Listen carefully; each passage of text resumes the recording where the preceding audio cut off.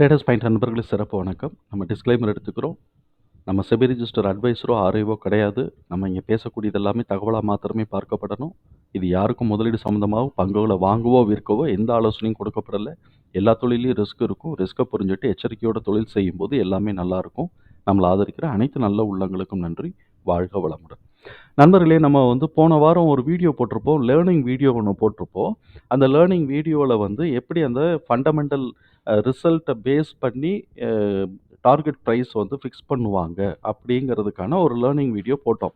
Mostly institutions எல்லாமே இதை மாதிரி தான் இன்ஸ்டிடியூஷனல் ட்ரேடர்ஸ் எல்லாமே இதை மாதிரி தான், அவங்க இன்வெஸ்டர்ஸ் எல்லாருமே இதை மாதிரி செய்வாங்க.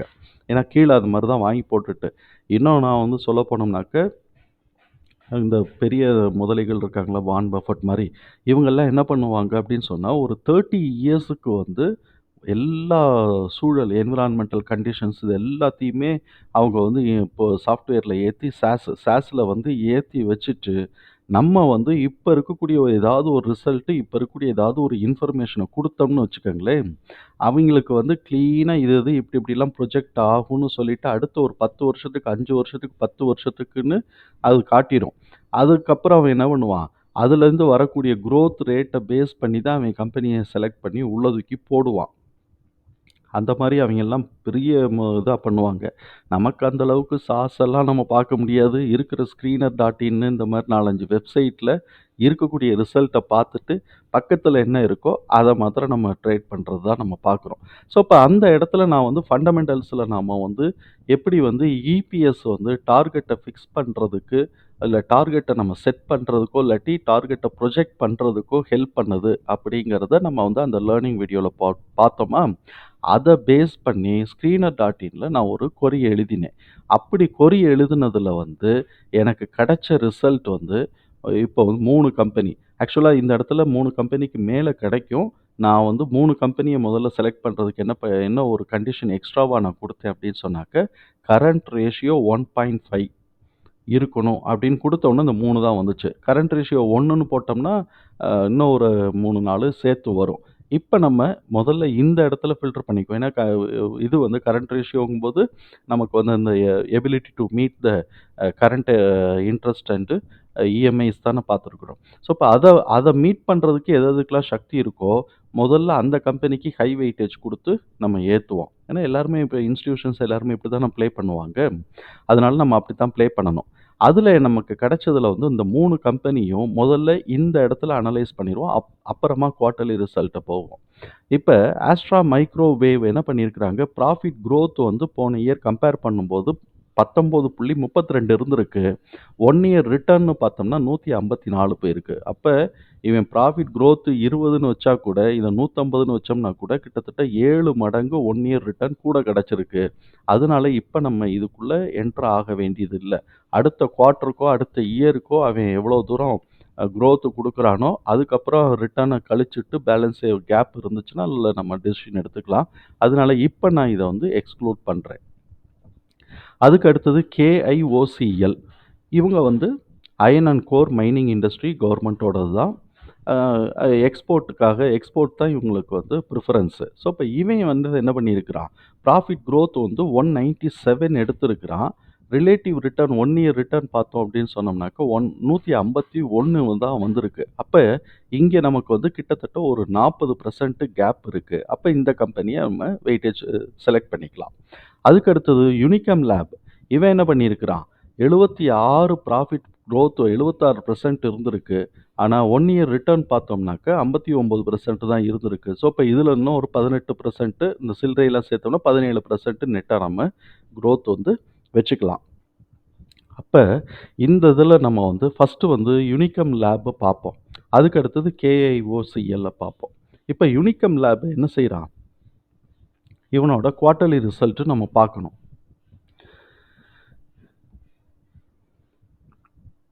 இவனுடைய குவார்ட்டர்லி ரிசல்ட் நம்ம பார்த்தோம்னு வச்சுக்கோங்களேன், இபிஎஸ்ஸை நேரடியாக இபிஎஸ்சிக்கும் நம்ம நெட் ப்ராஃபிட்டுக்குமே போயிடுவோம். சேல்ஸ் க்ரோத் ஆகிருக்கா அப்படின்னு சொன்னால் ஓரளவுக்கு ஆவரேஜாக ஒரே ட்ரெண்டு மெயின்டைன் ஆகிட்டுருக்கு.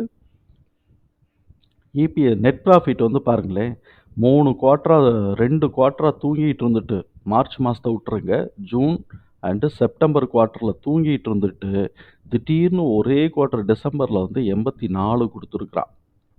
அதே மாரி இபிஎஸ் பாருங்க 2 குவார்ட்டர்லயும் மைனஸ் ஆக்கிட்டு, இவன் திடீர்னு இப்போ வந்து 11.93% குடுத்துருக்கிறான். ஸோ, அப்ப இந்த டிசம்பர் ரிசல்ட் பயங்கரமா போயிருக்குன்னு வச்சுக்குவோம். இப்ப இவனுடைய ஆனுவல் டிடிஎம் நம்ம பார்த்தோம்னு வச்சுக்கங்களேன், சேல்ஸ் வந்து 1675, நெட் ப்ராஃபிட் ப்ளஸ் 15 வேணும். புக் வேல்யூ இபிஎஸ் வந்து பார்த்தோம் அப்படின்னு சொன்னாக்க 206 வேணும். இப்ப இத நம்ம வந்து என்ன பண்றோம், நம்மளுடைய எக்ஸெல் ஷீட்ல நம்ம ஃபார்முலாக்குள்ள நம்ம போடுவோம் இல்லைங்களா? அந்த எக்ஸெல் ஷீட்ல நம்ம போடுவோம். போட்டுட்டு நம்ம வந்து செக் பண்ணுவோம், என்னதான் நடந்திருக்குன்னு. இந்த எக்ஸெல் ஷீட்ல வந்து நம்ம இங்க வந்து -0.10 0.1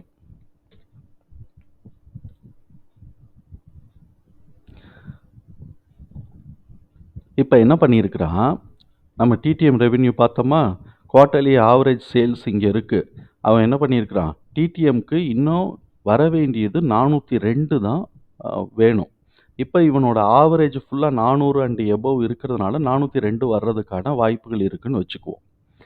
நெட் ப்ராஃபிட் டிடிஎம் 15 தான் தேவை. அவன் இந்த குவார்ட்டர்லயே முடிச்சுட்டு, இந்த டிடிஎம் நெட் ப்ராஃபிட் காட்டிலும் ரூ. 59 கூட எடுத்திருக்கிறான். ரூ. 59 கூட எடுத்திருக்கிறான்.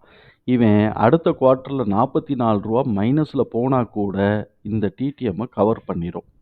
இப்ப இந்த டிடிஎம் கவர் பண்ணது ஏற்கனவே மைனஸ்ல இருந்ததுக்கு பிளஸ்ல வந்திருக்கு. அப்ப இதுக்கும் வந்து நல்ல குரோத் இருக்கு.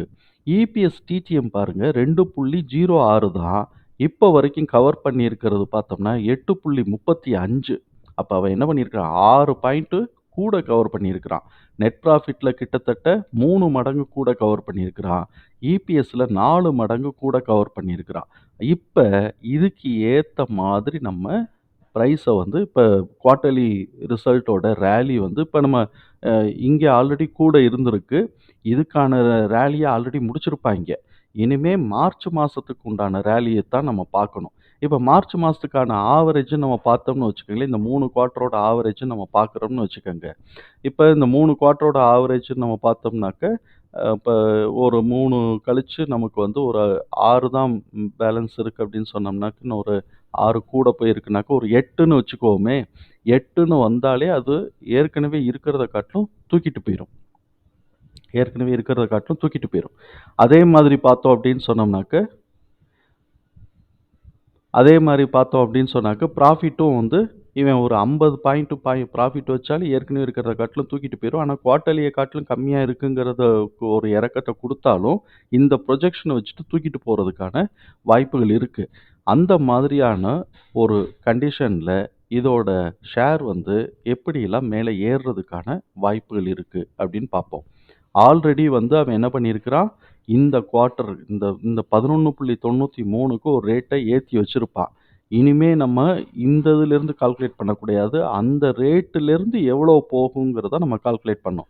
அப்ப அந்த ரேட்டிலிருந்து நம்ம வந்து எதிர்பார்க்கலாம் ஒரு ரூ. 30லேருந்து ரூ. 46 வரைக்கும் கூட போகும்னு எதிர்பார்க்கலாம். இது நம்ம ஏற்கனவே நம்ம பார்த்த மாதிரி 15 அதுக்கப்புறம் வந்து பார்த்தோம்னா 22 எப்ப இந்த இபிஎஸ்ஸ கூட எடுத்தா தான். இந்த இபிஎஸ்ஸுக்கு. ஆனா, இவனுக்கு வந்து என்ன நடந்திருக்கு, இங்க இபிஎஸ் வந்து ஆல்ரெடி வந்து இப்ப எல்லாத்தையும் கழிச்சது போக 8.35 வந்துருச்சு. இப்ப நம்ம என்ன பண்றோம், 8.35க்கு நம்ம போடுவோம். இப்ப சப்போஸ் வந்து 8.35 இருக்குன்னு வச்சுக்குவோமே, 8.35 இன்டூ 15%ன்னு போடுவோம். இன்டூ 15%. Sorry 15% into 15. அப்ப 125 எதுக்கு போன ஹைய காட்டிலும் ஒரு ரூ. 125 கூட போறதுக்கான வாய்ப்பு இருக்கு அப்படின்னு நம்ம எதிர்பார்க்கிறோம். இத ஒரு ஆஸ்பெக்ட்டா நம்ம வச்சு, இப்ப நம்ம வந்து டெக்னிக்குள்ள போவோம். இவன் என்ன பண்ணியிருக்கிறான், ஆல்ரெடி 576 இருக்கு. 576 இருக்கு. அப்ப நம்ம இந்த கணக்கு பிரகாரம் இந்த இது 125 போட்டோம்னாக்க 576 ப்ளஸ் 576ன்னு இதிலேயே போட்டுறலாம். 576 போட்டோம்னா கிட்டத்தட்ட 701 போவறதுக்கான வாய்ப்புகள் இருக்கு. நமக்கு வந்து பார்த்தீங்கன்னா, ஃபிபனாசில 724 வந்திருக்கு. நம்ம 701 மார்க் பண்ணிக்கிறோம். 701 நம்ம மார்க் பண்ணிக்கிறோம். ஆனா, இது இப்படியே ஏறணுமானா, இப்படியே ஏறணுங்கிறதுக்கு அவசியம் இல்ல.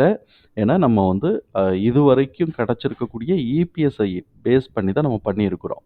எப்ப இது மேல ஏறும் அப்படின்னு சொன்னா, இவன் இந்த 701க்கு வரும் அப்படின்னு சொன்னோம்னாக்க, இவன் மார்ச் மாச குவார்ட்டர்ல போன இபிஎஸ்ஸ காட்டிலும் கூட எடுக்கும்போது, இப்பவே 701க்கு வர்றதுக்கு வாய்ப்புகள் இருக்கு. அந்த குவார்ட்டர்ல கவுத்தி விட்டுட்டான்னா, சைன்னு கீழ இறங்குவான். ஆனுவல் ரிப்போர்ட்ல போடும்போது திருப்பி இந்த 8.93 வந்துச்சுன்னா, விழுந்த இடத்துல இருந்து 701 போறதுக்கு வாய்ப்புகள் இருக்கு. அதுக்குள்ளேயே அடுத்த குவார்ட்டர்ல சொதப்பாம இருக்கணும். சொதப்பிட்டான்னாக்க பாதியிலே ரிட்டர்ன் ஆயிரும். சரி, நம்ம இவ்வளோ ரிஸ்க்குங்கிறத ஆனுவல் ரிட்டர்ன்ல நம்ம பார்த்துக்கலாம். இப்ப நம்ம கரண்ட்டா என்ன பண்ணலாம்? அதுவரைக்கும் அப்படியே போகுமான்னாக்க, நம்ம ஏற்கனவே இருக்கக்கூடிய இபிஎஸ் அது ரூ. 30 கூட போகும்னு நம்ம எதிர்பார்க்கிறோமா? அப்ப அவன் ஏற்கனவே ரூ. 575 ரூ. 575 ஏத்திட்டான். அதிலிருந்து ஒரு ரூ. 30லிருந்து ரூ. 40ன்னு வச்சோம்னா, கிட்டத்தட்ட ஒரு 610 வரைக்கும் 603 593லிருந்து 610 வரைக்கும் நம்ம எதிர்பார்க்கலாம். இப்ப ஏறிக்கிட்டு இருக்கிறத 593லேருந்து 510 வரைக்கும் எதிர்பார்க்கலாம். இத பேஸ் பண்ணி நம்ம செய்றோம். இந்த இபிஎஸ் வந்து 2.5ன்னு இருந்தா, அத பேஸ் பண்ணி நம்ம செய்றோம். ஆனா, அதோட பொட்டன்ஷியல்னு எடுத்தோம்னாக்க, இங்க 8 வரைக்கும் இருக்கு. இந்த 8 வரைக்கும் இருக்கிறதுனால, அத நம்ம வந்து பேஸ் பண்ணி நம்ம கொண்டு போறோம் அப்படிங்கிறத நம்ம வச்சுக்குவோம். இவனுடைய புக் வேல்யூ 342 இருக்கு. லேட்டஸ்ட் புக் வேல்யூ 342 இருக்கு. அந்த 342க்கு வந்து அட்லீஸ்ட் 2ன்னு போட்டா கூட 680 வரணும். புக் வேல்யூக்கு 2ன்னு போட்டா கூட 680 வரணும். கிரஹாம் நம்பர் இது 2த்தையும் இப்ப இருக்கக்கூடிய இபிஎஸ் அண்ட் புக் வேல்யூ நம்ம கவர் பண்ணும்போது, கிரஹாம் நம்பர் 253 நமக்கு வருது. அப்ப 253 வந்து நம்ம வந்து ஒண்ணு 253 கடந்துட்டான். இத 2ன்னு போட்டோம்னா 500 அதையும் கடந்துட்டான். அட்லீஸ்ட் 2.5ன்னு வச்சோம்னா கூட, இன்னும் நமக்கு வந்து ஒரு ரூ. 250ன்னா கூட நம்ம ஆல்ரெடி மார்க் பண்ணது வரைக்கும் வருது. அப்ப இது வந்து மார்ச் மாசம் குவார்ட்டர்லி ரிசல்ட்ல நல்லா புரொடியூஸ் பண்ணினான் அப்படின்னு சொன்னாக்க, இது நல்ல ப்ராஃபிட் குடுக்கறதுக்கு வாய்ப்பு இருக்கு. இப்ப நம்ம சப்போஸ் என்ட்ரி எடுத்தோம்னா, என்ன பார்க்கணும்னா, இந்த நெக் லைன உடைக்குதான்னு பார்க்கணும். 560 அந்த நெக் லைன உடைக்கல அப்படின்னு சொன்னாக்க, நம்ம வந்து கீழ விழுந்துட்டு எந்திரிக்கும்னு சொல்லலாம். இல்ல நெக் லைன உடைச்சு மேல போறான்னாக்க 593, 610, 630 இதெல்லாம் வந்து இத பேஸ் பண்ணி, நம்ம ஃபிபனாசி பேஸ் பண்ணி பிளஸ் வந்து இத பேஸ் பண்ணி நம்ம வந்து அந்த இபிஎஸ்ஸ பேஸ் பண்ணி நடக்குது. நல்லா மாத்து ரிசல்ட் குடுத்தான்னா 700 போறதுக்கு வாய்ப்புகள் இருக்கு. ஸோ, இப்ப இப்படி வந்து இதுல வந்து நமக்கு வந்து கிடைக்குது. இல்ல இறங்கணும்னு சொன்னான்னு வச்சுக்கங்க, சரியா குடுக்கல இறக்கி விட்டுருவான்னா ரூ. 250 வரைக்கும் இறக்கி விடுறதுக்கும் வாய்ப்புகள் இருக்கு. இங்க ஒடியாந்துரும். 300 ரூ. 342 புக் வேல்யூ இருக்கு. அந்த புக் வேல்யூக்காவது ஓடியாந்துருவாய்ங்க. கிளீனா அந்த ரூ. 350 அந்த ரேஞ்சுக்கு ஓடியாந்துருவாய்ங்க. அதனால நம்ம வந்து அந்த ரேஞ்சுக்கு ஓடியாந்துருவாய்ங்க. மெ ரிசல்ட் குடுக்கல அப்படின்னு சொன்னா, எப்படி நம்ம மேல பார்த்தோமோ, கீழ ரிசல்ட் குடுக்கலைனாக்க, அந்த புக் வேல்யூக்கு இறக்கி விட்டுருவாய்ங்க. அதுக்கப்புறமா நம்ம என்ன நடக்குதுங்கிறத நம்ம பார்க்கணும். ஸோ, இப்ப ரிசல்ட் டிபெண்ட் பண்ணியிருக்கு. இப்ப ராலி இனிஷியேட் ஆயிருக்கிறது, அந்த ரிசல்ட் நல்லா வருங்கிறத பேஸ் பண்ணி. அதுக்கு அடுத்தது வந்து நம்ம கேஒய்சிஎல். இவன் என்ன பண்றான்னு பார்ப்போம். இவனுடைய புக் வேல்யூ ரூ. 31 தான் இருக்கு. இவனுடைய கரண்ட் பிரைஸ் 483. ஆல்ரெடி ஸ்டாக்கோட பிஇ பார்த்தோம்னா, கிட்டத்தட்ட 643 காட்டுது. இண்டஸ்ட்ரி பிஇயே 18 தான் இருக்கு. அப்ப இந்த ஸ்டாக்ல நம்ம என்ட்ரி எடுக்கிறதுங்கிறது ரொம்ப ரொம்ப டேஞ்சரான ஒரு விஷயம். இவன் வந்து அவ்வளோ ஈஸியா டிவிடெண்டும் குடுக்கறதில்ல. டெப்ட் ஆனா ரொம்ப கம்மியான டெப்ட் தான். டிவிடெண்டும் குடுக்கறதில்ல. கிரஹாம் நம்பரும் 22 தான் இருக்கு. இப்படி இருக்கக்கூடிய இந்த கம்பெனிய நம்ம ரிஸ்க் எடுக்கணுமான்னு நம்ம பார்க்கணும். அப்படி ரிஸ்க் எடுக்கிறதெல்லாம் ரஸ்க் சாப்பிடுறதா இருந்தது அப்படின்னு சொன்னா, இன்னும் இவன் பாருங்க இத கடக்கவே இல்ல. இத உடைக்கவே மாட்டேங்கிறான். அப்படி உடைச்சா அப்படின்னு சொன்னா, இந்த பிவோட் பாயிண்ட் வரைக்கும் நம்ம வந்து 477 வரைக்கும் வேணா நம்ம யோசிக்கலாமே தவிர்த்து, இவன் வந்து ப்ராஃபிட்ட நல்லா பண்ணான்னா, இந்த கேப்ப வந்து ஃபில் பண்ணலாம். எது 530 கேப்ப ஃபில் பண்ணலாம். இதுதான் இப்போதைக்கு இந்த 2 கம்பெனிலயும் இருக்கிறதா நம்ம பார்க்குறோம். இதுக்கு அடுத்தது வந்து இதோட கொரியில் நம்ம ஆல்ரெடி சொன்ன மாரி இந்த கரண்ட் ரேஷியோவ 1ன்னு போட்டு நீங்களே எக்ஸ்ட்ராக்ட் பண்ணி பாருங்க. வரக்கூடிய கம்பெனிஸ இந்த மாரி அனலைஸ் பண்ணுங்க. நான் அடுத்த வீடியோல இத 1ன்னு போட்டு பாக்கி இருக்கக்கூடிய கம்பெனிஸ்ல எது ஓரளவுக்கு நமக்கு ஒர்த்தபுளா இருக்கோ, அத பத்தி நம்ம கொஞ்சம் டீட்டெயிலா நம்ம டிஸ்கஸ் பண்ணுவோம். அ அதனால நம்ம வந்து இப்ப நம்ம யோசிக்கக்கூடிய இந்த 3 கம்பெனில யோசிக்கக்கூடியது யுனிகம் லேப்ஸ பத்தி தான் நம்ம யோசிக்கிறோம். இவங்க பார்மசூட்டிக்கல் கம்பெனி. பார்மசூட்டிக்கல் கம்பெனிக்குன்னே இருக்கக்கூடிய ஒரு ரிஸ்க் இருக்கு. 2வது பார்மசூட்டிக்கல் கம்பெனிஸ்லாம் பட்ஜெட்ல வந்து அவங்களுக்கு ஒரு இது வந்து அந்த அமௌண்ட் ஒதுக்கின அமௌண்ட் கொஞ்சம் கொஞ்சம் கொஞ்சம் கூட இருந்திருக்கு போன வருஷத்துல கம்பேர் பண்ணும்போது. அதனால பார்மசூட்டிக்கல் கம்பெனியோட கவர்மெண்ட் இனிஷியேஷன் இருக்கிறதுனால கொஞ்சம் சப்போர்ட் இருக்கும்னு நம்ம எதிர்பார்க்கிறோம். இப்ப நமக்கு கிடைச்ச ரிசல்ட் பிரகாரம் யுனிகம் லேப்ஸ வந்து நம்ம டீட்டெயில்ஸா பேசியிருக்கிறோம். தகவல் நமக்கு பயனுள்ளதா இருந்ததுன்னா சங்கருக்கு ரொம்ப சந்தோஷம் தான். நம்மள ஆதரிக்கிற அனைத்து நல்ல உள்ளங்களுக்கும் நன்றி. வாழ்க வளமுடன்.